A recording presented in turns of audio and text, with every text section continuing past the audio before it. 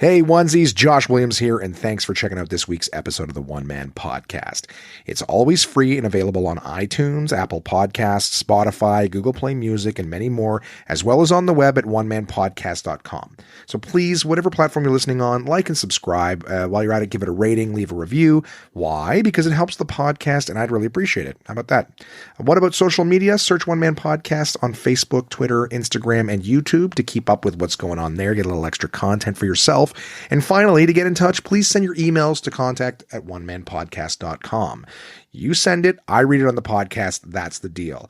Thanks for listening, guys, and I hope you enjoy this week's episode. What's up, everybody? This is DJ Demers. I'm K. Trevor Wilson. Hey, it's Krista Allen. Hi, this is Rick Mercier. What's up, guys? This is Paul Verzi, and you are listening to the One Man Podcast. Yeah!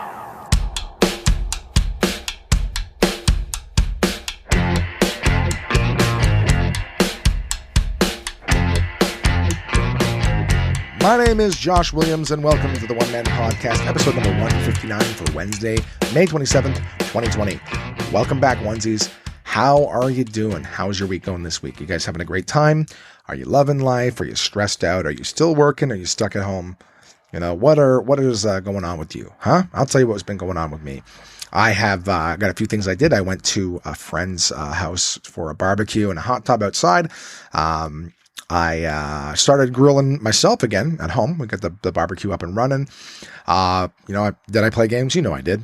I'll tell you more about that. I got a friend who I made through video game playing, who has a holiday company over in Finland, and I will tell you guys all about that, or at least what I understand of it. Coming up, I watched a movie. You know, I watched like little shows here and there, but I watched a movie for the first time in a while, and I'll tell you what I thought of that. And then my chair broke, my gaming chair. Actually, I don't have a gaming chair. Sorry, my office chair. And I'll tell you about what, how I solved that. And it's not from what you think. All right, you fuckers. I'll tell you all about that. Of course, I'll review the DK book of the week. And that's the thing. That's the story. So why don't I just tell you real quick that I started making burgers again. All right. I've got the grill started, and I've got all sorts of things I want to grill up, right? But definitely getting the burgers going. Burgers on the barbecue are just too gosh darn diggly do good. In terms of my, not ordering out and no takeout, no whatever, I can tell you that has fallen off. Yeah, pretty hard. But I'm still doing a shitload of meal prep at home. And sometimes it's just a good way to get out of the house is to go get some. So nowhere near what it used to be, but I'll tell you guys all about that shit, right? So, grilling burgers, and man, let me tell you, last year I was having so much fun. I got my aligners in. That's been another issue, but I mean, I won't even waste your guys' time with that. But aligners are in right now, so there'll be a little bit of slurring and things like that. It's because I got big chunks of plastic in my mouth. So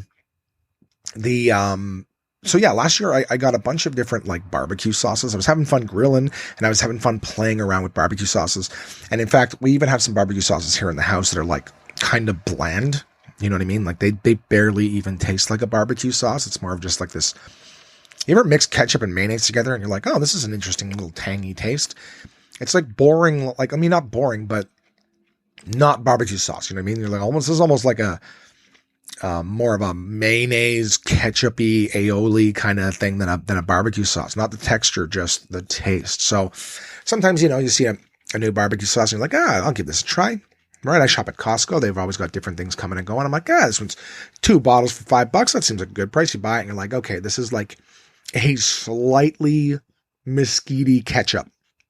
So what I was doing last year is I'd find some. I went to Bed Bath & Beyond and I found this cool little series called, what I can't remember, I think Teague's. Not Rufus Teague. Was it? Yeah, Rufus Teague, I believe is what it was called. And they had like, I just picked one up from Bed Bath. It was like $5-6. And I was like, man, I'll give this a try. And it was great. Lots of flavor. It was thick, right? You get a barbecue sauce that's like thick, like paste when you pour it out. That's a thick sauce. And that also, with it being thick, it's going to stick to your meat. You know what I mean? So if you're trying to base something on the barbecue, you put a bunch of barbecue sauce and flip it over, it all just slides right off. You're like, okay. Also thawing your burgers first if they are, if you are doing the frozen. It's going to make a difference too, right? That way it's not like the fucking water just melts off of it, and so all your sauce goes down into the grill too. I'm not a cook or big grilling guy by any means, but this is me learning how to do this stuff last year. And so I'm having fun with it this year. So my thing too is like, you can actually really, if you're doing barbecue, you can actually really have a lot of fun with some of the sauces that you put on, especially if you have like bland burgers or whatever. I got these, as soon as I'm done the podcast, I've got these veggie burgers still left over from last year. But I'm going to throw them on the grill, but like once they cook, they just become like mush. They're not bad tasting, but they don't hold together particularly well. You know, it's basically as soon as you if you try to slide the spatula underneath them to get them off, like if any part of it hits, it just slides off like burn victim skin. You know what I mean? Like just like your skin just slides right. Ugh. But it's like that. You go to hit it underneath, it just slides right off. So it doesn't really hold together particularly well, and there's not a lot of taste to them either. So slathering them in barbecue sauce is going to give you something to go with there. So what I'm getting at with all the barbecue sauce, there's lots of them out there, right? There's Bullseye barbecue sauces, pretty good basic barbecue sauce. A lot of people like Diana's. I really like the Rufus Teague. You can find like this old Stubbs. Some places will have like Stubbs sauce or whatever. There's all sorts of good shit out there. But what I do is if you get yourself a shitty barbecue sauce, is what you can do is I went to the dollar store last year and I bought these little ramekin dishes, right? Things like you put creme brulee in or whatever. And I'll pour one sauce in, and then I'll throw another, a lamer barbecue sauce, something that's got like a lot of taste. I'll mix it half and half or whatever. I'm not saying anything groundbreaking here, guys, by the way. I don't think here, listen to this crazy fucking thing I figured out. But I'm just saying if you're like me and you're like, I know how to barbecue, but I don't put a lot into it, right? I'm starting to play with like these different kind of like rubs and spicing. So like for years and years and years, I never added salt to my food. Pepper occasionally, but never added salt to my food because things have got enough taste in them already. I'm starting to add salt and pepper to my meats before I put them on. Sometimes you get like a nice like steak rub, but you got to be careful with the rubs because sometimes you can rub way too much on and it's just way too salty. But anyways, so I've been playing around, you mix your sauce in, put half of the shitty sauce in, put half of the good sauce in, put some salt and pepper in there. What I'll even do too is I'll actually throw, like if you have hot sauce in the fridge or wherever, you just throw a few shots of hot sauce in it. That'll kick up your barbecue sauce, right? You can put in mustard. Mustard's going to give it a base. But the whole idea with the barbecue sauce is like you can pretty much fuck around with a lot of different sauces. You can put a lot in there. You can put honey in there if you want it sweeter. You can add mustard. You can add hot sauce. You can add different sauces. You can add more ketchup. Like ketchup's pretty much the base of like most barbecue sauce. But that's the whole thing I've been doing. It's basically just finding sauces, playing around with them, and then taking just plain old meat and giving it a nice kick, especially getting burgers. Get a lot of taste on a burger just dicking around barbecue sauce. This is way too long talking about barbecue sauce.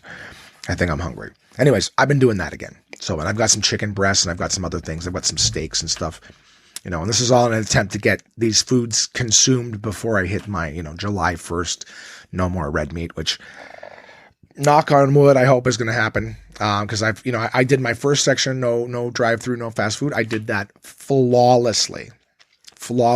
And then I have the no takeout, did good for about a month. And then little slips and little just too fucking bored and a little bit of the isolation depression kicking in and like, you know what? I just want a pizza. Fuck it. I just want a pizza, like that kind of shit. So, I'm not going to just completely throw it away, but I have failed many a time. So trying to get back on track, but, and honestly having fun with the barbecue at home with stuff you've already got. That's not breaking the rule. So I'm really debating taking these things out. So, for whatever reason, like again, the issue is that they sent me retainers that don't quite work for me. So when I talk, it actually like pushes air into them and slides them around and makes the saliva a lot worse. So a little disappointed how that sounds. Sorry, I apologize. Well, I'll tell you what, I'm going to leave them in for this episode. You guys can send me an email, contact@onemanpodcast.com, and let me know if I should do my recordings with the aligners in or without. You can take your phones out or whatever you're in front of right now and send me that email and tell me how it sounds. If it's awful, then I'll record them in the future. I'll make sure that having the aligners in is just an absolute no-go. Went to my buddy Mark's house. Mark, good dude. We wanted to do kind of like Mark's one of my whiskey buddies. He too enjoys a nice scotch or a bourbon.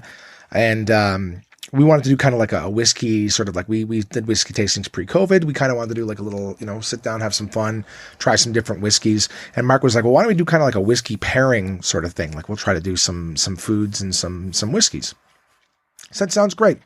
So Mark did up some steaks with apparently like a whiskey rub that he got. And we drank, what did we drink? We drank a little bit of Jura 10. Jura is an island just to the northeast of Isla, which was the whiskey island that I went to, the island that I went to with my favorite whiskey producers. And Jura is an island that actually has more deer on it than human beings. So the deer population is more vast than human beings. So yeah, we did a Jura 10. We had some Macallan Gold, if I'm not mistaken. Was it Gold or 12? I think it was Macallan 12. I apologize. Double matured.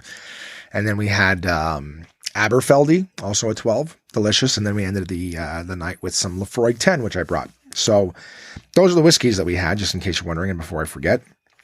But we got there, we sort of shoot the shit a little bit, went out to the hot tub, right? Got to sit in a hot tub for the first time this year. First time in a while, actually, that I've sat in a hot tub. But it was cool. It was nice. Mosquitoes were a little bad, shockingly. Actually, I didn't expect the mosquitoes in a residential area to be so rough this early in the season. But, yeah, so we had a nice relaxing hot tub. We started grilling when Mark's wife came home, Jen, and it was cool. We had what I'd never seen before. We had so steak was what we had, and we had these things called fiddleheads, which I had never heard of, never seen before. So somebody might be going, "Oh yeah, fiddleheads, completely normal thing." Somebody might go, "What the fuck are fiddleheads?" Like me. And so I looked at them, and they look. It's kind of funny. At a quick glance, one sec. Throw out my spoon here, my coffee.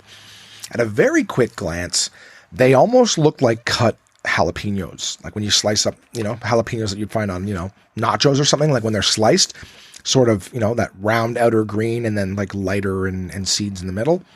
Well, these things are like curled up. And it turns out I had to Google it because I'd never heard of them before. They're like ferns. They're like fern sprouts. So you leave them and they'll uncurl and they'll end up being like long fern things. So, and I also found out that they're poisonous. Or a lot of them are poisonous, so you can't just go out and find fiddleheads yourself. And it was sorry, I'm getting messages here. A lot of people I know passing away right now too. Sorry, so just more messages from people like, "Hey, so and so has passed away." It's like, yeah, that's fucking awful. Sorry, gang. But yeah, so you need to buy fiddleheads from the grocery store because they've been picked by people who know what they are. Apparently, they're only kind of in season. Like 2 times a year for like a week or so. So when you see them, you got to pick them up. But their taste is like, kind of like a asparagus or like broccoli in terms of the texture. So it's like not a lot of taste to them. They were nice. And Mark and his wife made them up with some like lemon and salt or whatever. So they were tasty, but I'd never seen them before. And they just kind of tasted like asparagus. I was like, "Are they expensive?" And they're like, "No, you just don't get them very often." So it was cool. I got to try something brand new. If you've been familiar with fiddleheads your whole life, I had never seen them, never heard of them. But I got to have them at Mark's place. So thanks, Mark, for that. That was really cool. But yeah, apparently, like I said, they're poisonous too. So you have to make sure that they're, again, safe if you buy them in the grocery store. But if you see them, you're like, "Oh, fiddleheads, let's cut them and eat them." And like the process too is like you got to you have to rinse the shit out of them. I would just say you got to Google what they look like. Fiddleheads. But yeah, you got to rinse them real good first, get all the shit out of them. Apparently like, 2 or 3 times. And I said, get the shit out of them. It's just like, I don't know, apparently like, it's like pulling things out. I don't know about toxins or whatever, but you got to rinse them, and then rinse them again. And then you have to blanch them. So before you cook them, you have to boil them first. So not like a huge blanching, but you got to give them a bit of a boil soak kind of first. But yeah, I don't know. They were good. They were good. And then with that, Mark made just a nice veg mix, and he made these. Oh my God, this was interesting. So Mark made these really, really nice potatoes. They were like shredded potatoes, like boiled potatoes, and then he shredded them like on a grater, so like grated potatoes, and he put in like a nice.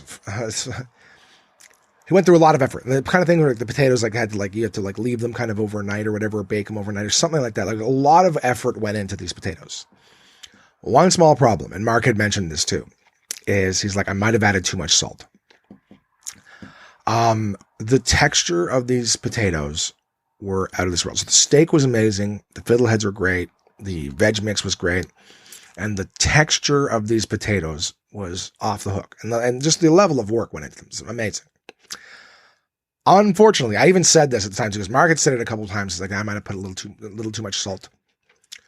A little too much salt is probably one of the biggest understatements I've heard as of late. Maybe just for me, again, because I'm not somebody who really adds salt to my food.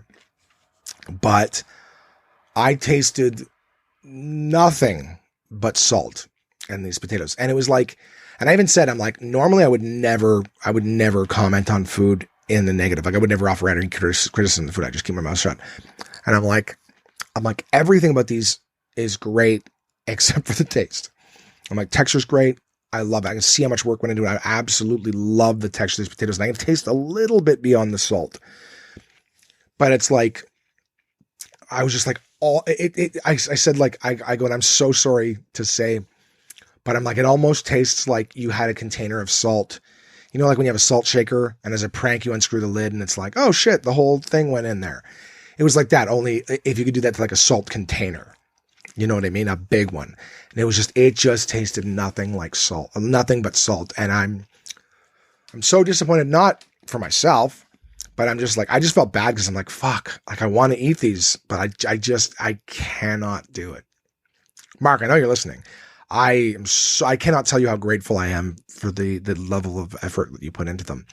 And I was trying to take like little forkfuls and smear them on my steak and hope that like the two combined would sort of dissipate the salt.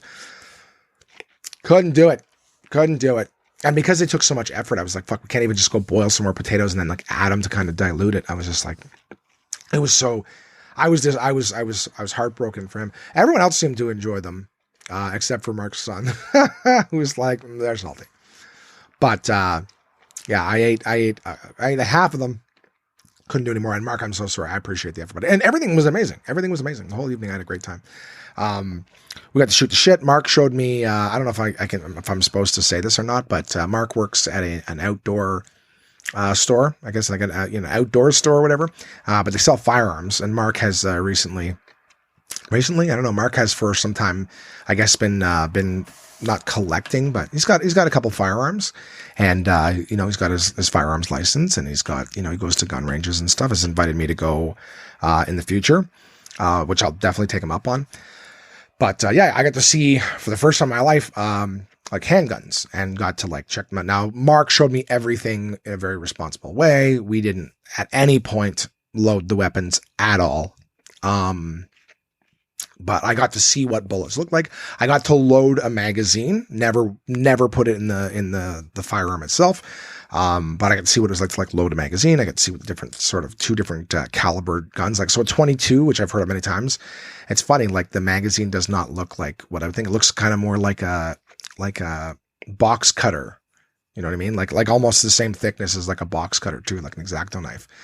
So it's kind of like, oh, like that's what the magazine looks like. Whereas you see it in the movies, these bigger, thicker things. Whereas the larger gun, which I don't even know what it was, larger handgun had that type of magazine in it, and the larger bullets. So it was cool.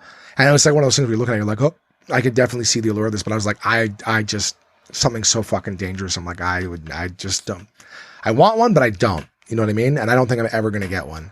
But to me, it was fascinating. I liked asking questions, and I liked learning things and stuff like that. But it was interesting.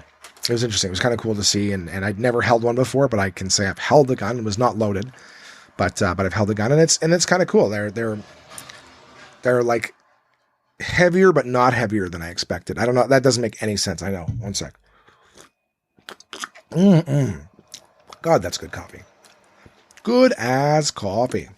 So, we watched. I was right in the middle of the gun talk. Yeah, I will not be getting a gun, but I think I will go to a range and shoot them. Like Mark was telling me that, like, you know, you can get the cost of the bullets down to like 10 cents per, which doesn't sound like a lot if you're trying to fire at something. But if you're spending like a day at the range and you're firing, shooting at different things, whatever, like, you know, you can fire off. I guess you can fire off. He was saying some of them are like 40 cents per.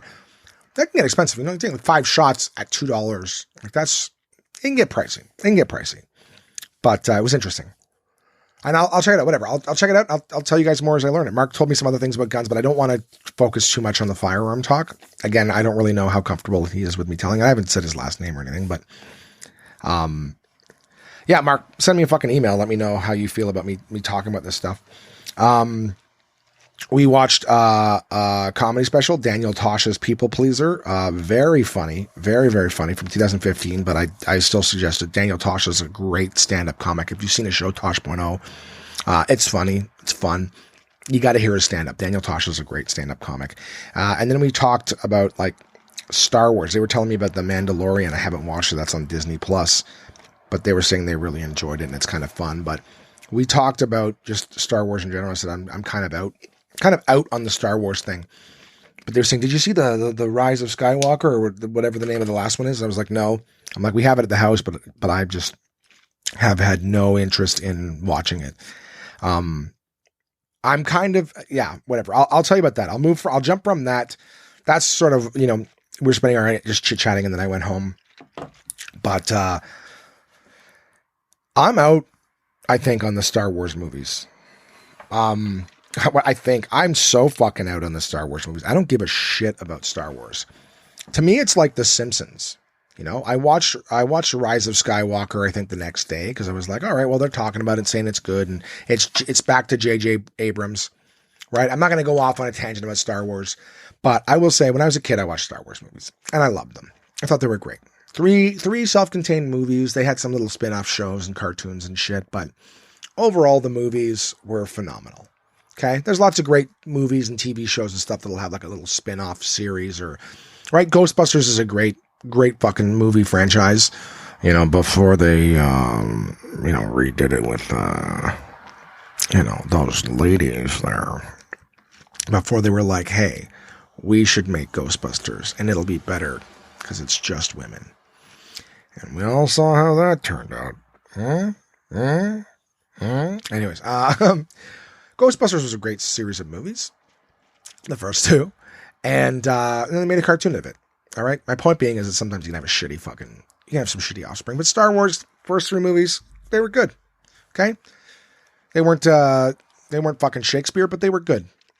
And then the Phantom Menace ones there, right, or the prequels, they came out and they pretty much said, all right, well, fuck this storyline, and fuck making good movies.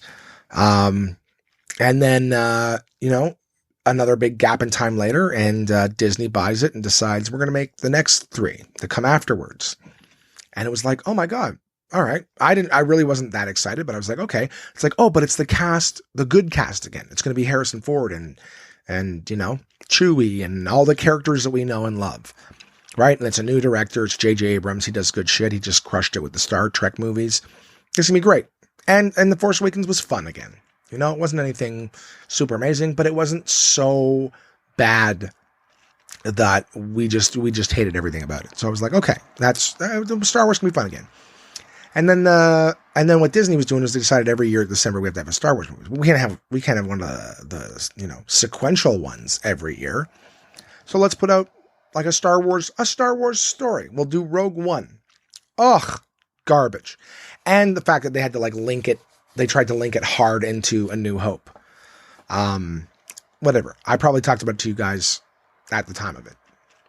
I did not enjoy it. Didn't care about any of the characters. Didn't enjoy it at all.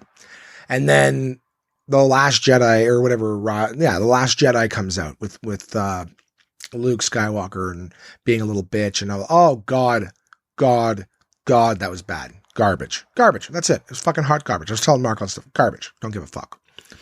And, sorry, I'm just how much noise my stupid aligners are making. I'm supposed to leave them in all the time and only take them out to eat, but I'm going to take them out and record 2 episodes of the podcast. It's going to be a while that they're out.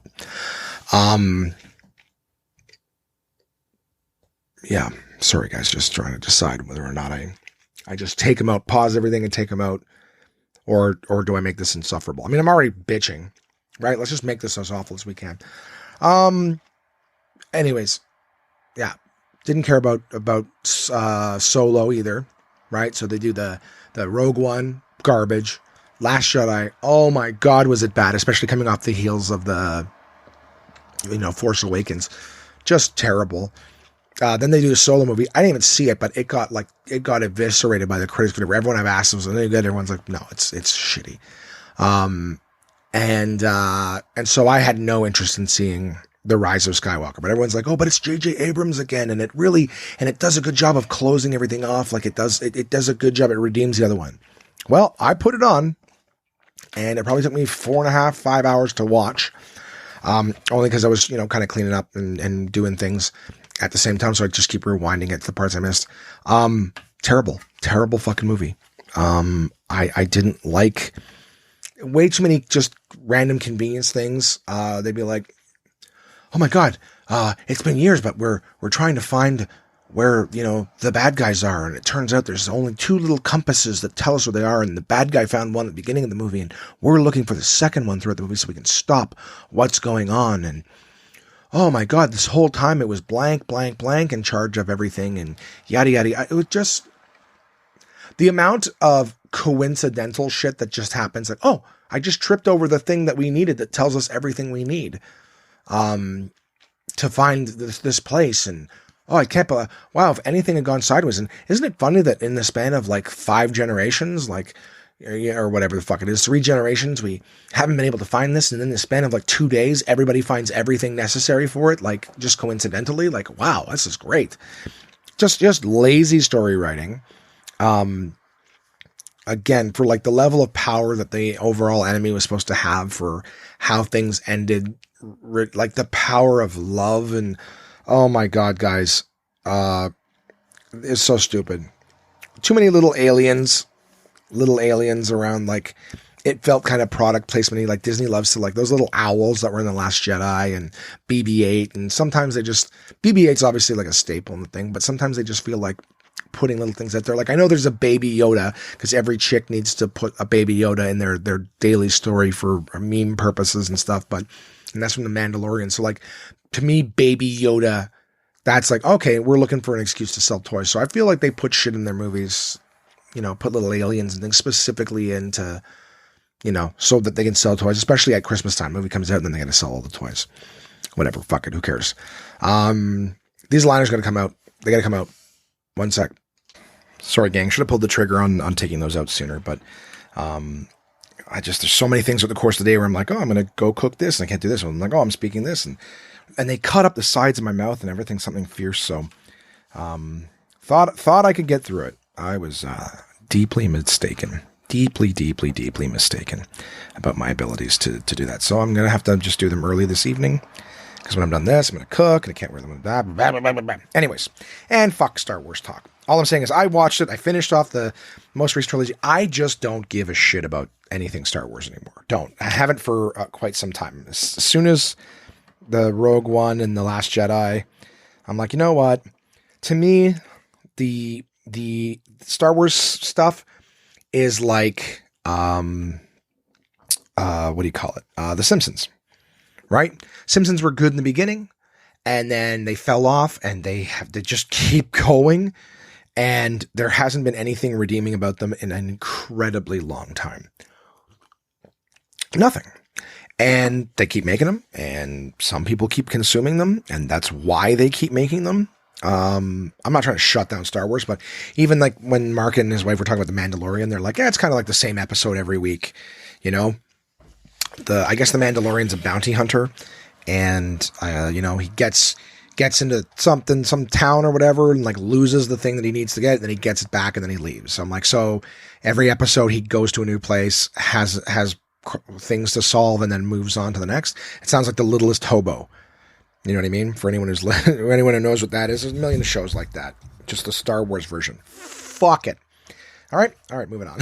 What am I going to bitch about next? Well, guys, I'm going to bitch about, my chair broke. How about we do that? So I was playing, I think Don't Starve, or I was playing something. Yeah, I was playing Don't Starve with my buddy Water Pipe Man in Nebraska. And I think I went to lean to the side or whatever, and the arm of my chair busted out. Not even actually, I think I was leaning to the side, and I heard something pop in the chair, and I was like, what the fuck? And I couldn't tell what it was at the time.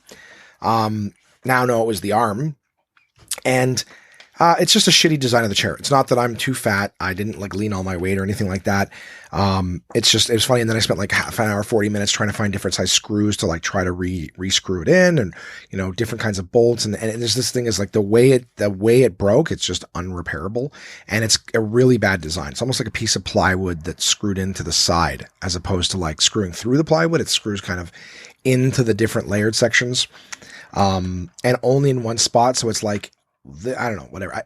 If you saw it, you'd understand. But I tried different things that should have worked on any other kind of break, and just didn't. So to Amazon I went and started looking at different replacement chairs and things like that with different features. No, let me tell you, everything's like, I don't know why. I've been buying all these executive office chairs, which are comfortable. I'm sitting in them. They got padded arms and stuff like that. But I guess I like to lean back and stuff. And, you know, I'm looking at all these different gaming chairs. There's like ones like they got little, you know, massager pads and headrests, which this one doesn't. My torso's too tall for the headrest to be of use in this. And again, an executive chair, you're not looking at lay back, but, you know, it does recline slightly. You know, it'll lean back, but the other one like flat out reclines. It's got like a leg rest. The armrests are a little, whatever, fuck it. I bought a new fucking chair. All right. That's what I did. All right. I took my government money, and since I'm spending hours a day in my chair, you know, either whether I'm reading, playing video games, watching TV, whatever it is. And I like that this one's got a footrest. All right. So, that's what I did. I bought a new chair. Boring. It hasn't arrived yet. But it's on its way. Codsarn it, according to the Amazon. I started a new game. All right. I started a Lego Marvel Superheroes 2 is what it's called. And, I'll tell you this much.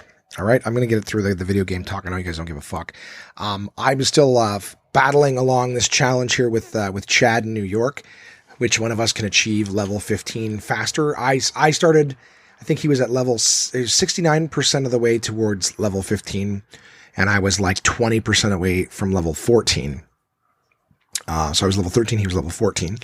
And in that time we started to really close that gap. So the Lego games are games that are guaranteed. Well, not guaranteed, but they're very achievable platinum level trophies, amongst all the trophies along the way.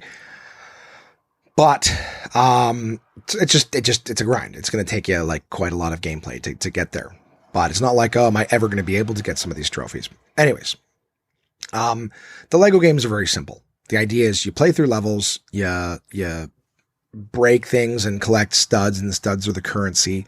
And, you just play through elements of story. So with Lego Marvel 2, you're just playing as different Marvel characters, and it's a contrived story, and they have you know, play through different levels, and all of the things that the charm with the Lego games is that, originally the Lego games, I think the first one I ever played was Lego Star Wars 2 is what it was called. Played it on the Xbox. And the whole thing with the Lego games is you're playing as the little Lego figures, and all of them have different abilities. So, in the original Lego Marvel game, you would play through the story of Star Wars. So you're playing through like A New Hope and, I believe Empire Strikes Back and stuff like that. And everybody has different abilities. So like R2-D2 can, you know, drive up to little mechanical panels and operate them the way he does in the movies. Luke Skywalker and Obi-Wan can use the Force to like raise things out of the ground and move things around. Han Solo has blasters. C-3PO can communicate with other kinds of, droids, whatever. So the whole idea is that you need certain characters to be able to do certain things. But the charm of the Lego games, one of the cool things about it was that you'd play through a regular story level, and then later on you could go back through that level and play it in free play. So you'd go through a level and you'd see like an electrical panel. But in this level, I only have C-3PO and, what do you call it? Luke Skywalker, let's say. So you can't interact with that because, you don't have R2. R2 is not with you. So you play through the story of the level, and then you could play in free play. When you go back to free play, you can play as any of the characters that you've unlocked so far. So now you can play it again as R2, and now you can access that panel. That panel will open up and give you like a Lego canister. And every level has 10 canisters to collect. And they'll have something else, a red brick to collect or whatever. Anyways, the whole idea is it's different collectibles, and the trophies come from getting everything in every level or whatever. But that takes multiple playthroughs. You got to play through the story, and then you got to play through it again with the other thing. But the games were very, very charming because you'd play the whole game and there wasn't a single spoken word, right? All of the story was told through these funny little pantomime cutscenes. So it was really charming game. It was and it was cute and it was funny. You know what I mean? It was funny to see, like, for example, the Luke, I am your father scene. You're like, well, how are they going to portray that without him speaking those famous words? And it was like, Darth Vader standing there and he's pointing at Luke, and Luke's like, shaking his head no. And he's like, And then he pulls out a family picture and then points at the baby. It's Darth Vader, some mother, and then a little baby. And he points at the baby and he points at Luke, and Luke's like, it was all done through pantomime, just really funny pantomime. And at some point in the Lego games, and they did all sorts of different ones. They did the Harry Potter movies. They did Indiana Jones. They did, what else did they do? A lot of like classic iconic. Now they've got like the Hobbit and Lord of the Rings and, Jurassic World, like anything basically licensed that they have. Batman was another one that they did, which was really, really good. But they did all this stuff through pantomime. And then at one point they decided, hey, let's just voice act it. Oh my God, did it ever get obnoxious at that point? Like me, just talking. Fuck, they talk and talk and talk, and they never shut up. They talk through the levels. They talk through the cutscenes are long, yucky, bad jokes, like hacky bad jokes. So I still play the odd Lego game. I still have a bunch of them. I have a bunch of them, just haven't played them. So I decided to dust off the Lego Marvel Superheroes 2. It's all of the worst things about them talking. They talk, they tell bad jokes. I was almost like, it's cheap. You don't have to pay for all these voice actors if you just go back to the pantomime. It was great. Have everything act out. Bling, blang, bling, blang. Like everything was just done through stuff. Now it's still like they'll do like, every single cutscene will have someone in the background, something fall on their head or trip over something, but they're just talking. I don't know, whatever. Like I'm doing right now, whatever. So what, after playing probably played a dozen or 24 different Lego games at this point and finished them all. It's the same thing that you would expect from a Lego game. They add more. They've started to do this open world things now, where instead of just playing through the levels, you got to play this whole open world thing, and there's little challenges to unlock bricks or whatever. But the whole idea is like all these different characters have different abilities, and to unlock everything, you have to play as all of them. I finally finished it. This one was buggy as hell too, where someone's like, you got to go to 5 different areas, and then 2 of them would load afterwards. So you'd have to like exit the game and go back in, whatever. Has any of you guys played the Lego games? They're stupid popular. There's so many of them. I just want to know what you guys think of them. Am I crazy? Do you again, I know so many of you don't at all, but Red's a listener. I know Red probably plays a lot of games. I don't know, Red, have you seen any of these Lego games? Have you played any of them? Anybody listening at all? Chad, Rich, you guys ever fucking play them?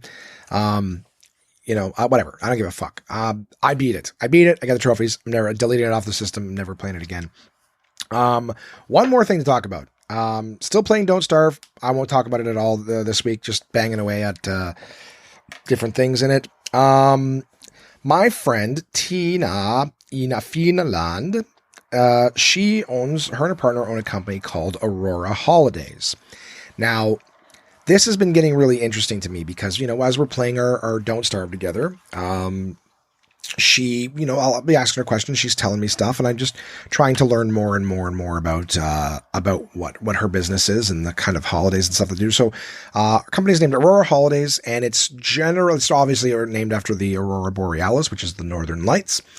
And she sent me some videos and things like that, some promo videos that they do showing stuff. So she has, I guess, her and her partner, they have a company where they have a lot of different things on the go, to be honest with you. But the big one is the Northern Lights holidays, the Aurora Holidays. And what they do is they have these four, I think at the moment, 4 different cottages, but they're like very modern. They have like high speed internet and they're all heated and everything like that. So, you would go out to their place in Utsjoki, in the northern part of Finland. So there's other places, like if you Google like Northern Lights and stuff like that in Finland or whatever, like there's certain areas that are, I guess, more popular, more touristy for it. But, where they're located, apparently, is one of the better areas to see the lights, but it's more remote. There's like 3 small villages there, and they're in the largest of the 3 villages, in the area, but they have beautiful, cabins. I haven't had a chance to see the inside of the cabins just yet, but they have a restaurant there as well, a small sort of like event area. So it's restaurant, bar, kitchen. I got to see the walk through that, and it is beautiful. Like, I mean, these are all relatively newly made. I guess in the last few years, these have been built. So they're very modern. They're brand new. Apparently the area too has been, outfitted with fiber optics, so their internet is like fast as fuck up there. So even though it's remote and small population, the infrastructure is very, very nice. So they do. So apparently you go up for like 5 days, and they have. Oh, good. I spilled coffee all over the desk. Jesus, 1 sec. Setting records for pausing this week. Yeah, you ever get that? You just like you take a sip of your coffee, nothing violent or aggressive or anything like that, and then it just has to fly out of the cup when you put it back. Anyways, man, welcome to Josh's Complaining Pants Hour. Whatever. Going back to the holiday stuff. So yeah, you go up for I think the average is like 5 days. So like while you're there for 5 days, but they will take you out looking for the lights for like 3 days, because you don't always see them, right? And when I was asking Tina, I asked her, well, is there ever times where you take people and you don't see them? I think she said like in the 5 years that they've been doing it, there was one time where when they went out looking for them, they didn't get them. One time out of every. She was like, and I'm very disappointed. Like this woman loves her business, and she loves sharing the lights with people. So the idea is that like, and they pick you up from the airport, which is like 2 hours away. So it's not like you have to land and try to find your way to them and all this. Like they take care of everything. But I've seen photos. Tina sent me photos of people with the lights, and it's obviously one of those things where like even the pictures look beautiful, but I'm sure to see it with your own eyes is like absolutely incredible. And you can see the lights from their property, but they actually will, like, if you can't see them from the property, they'll get in the vehicle and they'll drive everybody to go see. The cabins I think there's 4 cottages. She calls them cottages, but they're basically 4 small, like pool houses, like guest houses. Are gorgeous.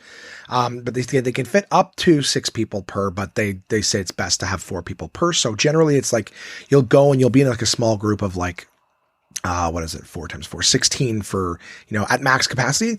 It's like, well, max capacity would be 24, but ideal capacity for 4 people per cabin, 4 cabins, you're looking at about 16 people, for your time there. So it's like you'll have a group, and they provide the meals and everything like that while you're there. So, Tina I'm sure is listening and can correct me. Contact at onemanpodcast.com for anything I'm not getting correct, and please add anything I'm not. But seeing the kitchen, it'd be really cool to be able to have my meals in the restaurant. Just that space is so beautiful, so be able to use it. But she was mentioning something about the light in the restaurant. You really wouldn't want in the evenings because of the light would detract from the lights the northern lights if they were out. But anyways, but a beautiful restaurant space. Like I would love to have all my meals there, and they prepare different meals of like the local stuff. So her and her partner also have like a reindeer farm. So you'll have like reindeer while you're there. One of the things they offer too is like snowshoeing and dog sledding. They have like a partner, in the area that has like dog sleds. So you can actually not just like ride on a dog sled, but you can actually like, drive your own dog sled if you want. It's really cool too. You can do like salmon fishing. So they'll take you out in a boat and you can fish for salmon. But you're eating all like local foods, so like local meats and, reindeer and salmon and stuff you catch, but it's definitely very outdoorsy. But you have all of the comforts, there. So the whole idea is, when you're sleeping in a real like warm, you got your Wi-Fi, you're not disconnected from, civilization in any regards like that, but you're getting to see like the Northern Lights. You get to experience like things like snowshoeing and dog sledding. And, they actually also have a period of the year right now, which, they're going where there's no night. It's the sun's not like up at high noon, but you don't lose the sunlight for like 2 months straight. So I'm very interested in the prospect of going to check that out because it sounds super fucking cool. And it's like, I never had that period of my life. I didn't travel a lot before stand up, didn't have the money for it and kind of spent my money on other things. But I know a lot of people who like their vacation is, it's always beaches and, all inclusive, just sitting on a beach for a week and getting drunk. People are like, oh, I've done that in Dominican. I've done that in Cuba. And I've done that in Mexico. And it's like, don't you get sick of spending a shitload of money to just lay around and drink? Like, I know the weather's nice and everything, but like, I don't know. I never did that. I never did the holiday where you just sit around on a beach and drink. And then sometimes people are like, well, you go to Mexico and then like you have a day where you can go and like see the ruins. I'm like, okay, well that's a little more interesting, but even still to just spend the week on the beach drinking. First off, I don't have a beach body, so that could be part of it. But really to me, like I guess maybe that's what it is, right? I'm a comic. All my jobs have been kind of, maybe if you're working every single day, Monday to Friday, 9 to 5, to just go and lay on a beach. Sure. But I guess overall, I'm kind of like, I never did it. And I'm definitely over that kind of shit now, maybe someday.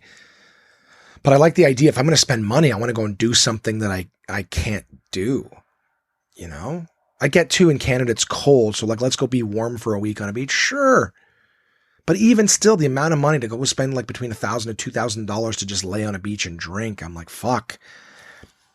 I could definitely, if I spent $1,000 at home making my, getting drinks and food, I'm like, I could eat whatever the fuck I wanted at home and just lay around for a week. Even to go stay at a hotel locally, just to be like, I'm not at home. Groovy. Go to a hotel, eat whatever you want, order room service or get takeout or go out and eat at a different restaurant locally every single night. You're still not going to spend that kind of money. I think. Well, it depends if you're trying to be an asshole about it, but I don't know. So I guess what I'm trying to get at here, guys, is that I think I'm enjoying, like I instead of in February going to like Jamaica, I went to Scotland and I got to see a little bit of a different culture. I got to go to Islay where my favorite distilleries are and just see that kind of culture. I got to perform stand up across the ocean. I think and it really wasn't that expensive. I think I'm really happy that I did that instead of just laying on a beach for a week, even though it rained where I was. And, I don't know. I think that's what it is. So for me, like the idea of going on a trip where I'm seeing the Northern Lights and I'm seeing a different part of the world, I like that.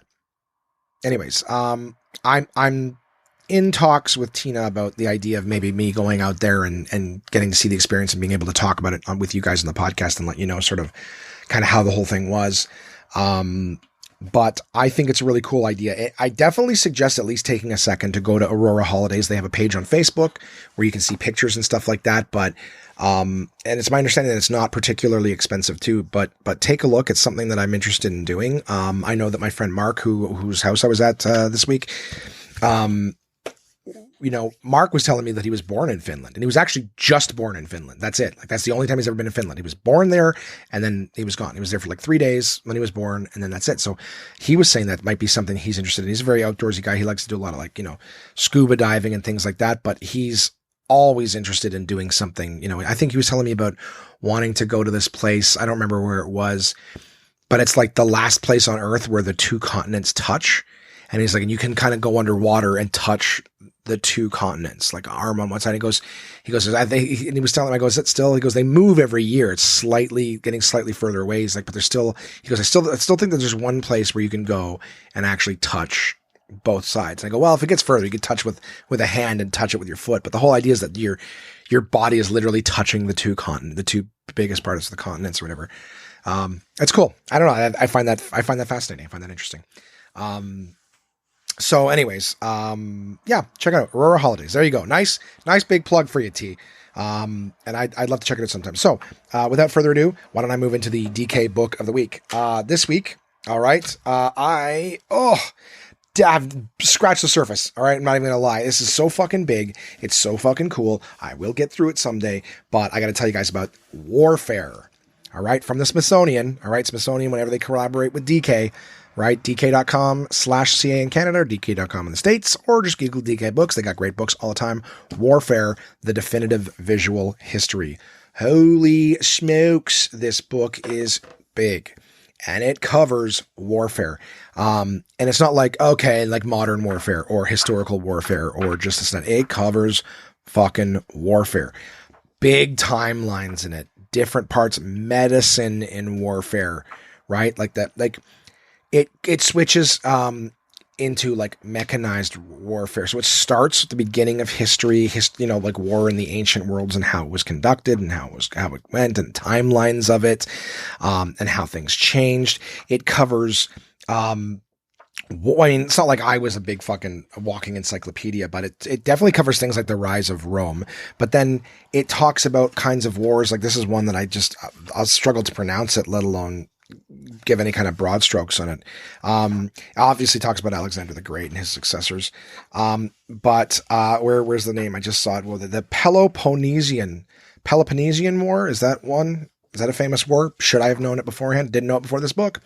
I found it really interesting. Covers the 30-Year War, French wars based on religions. Really, really cool shit. Obviously, the British Civil Wars were covered in here. It's a huge, huge, huge book. And the Wars of Catherine the Great. Never heard of her, but she was a Russian ruler. So Prussia, never heard of Prussia before. Prussia with a P. But yeah, I enjoyed what parts I read about.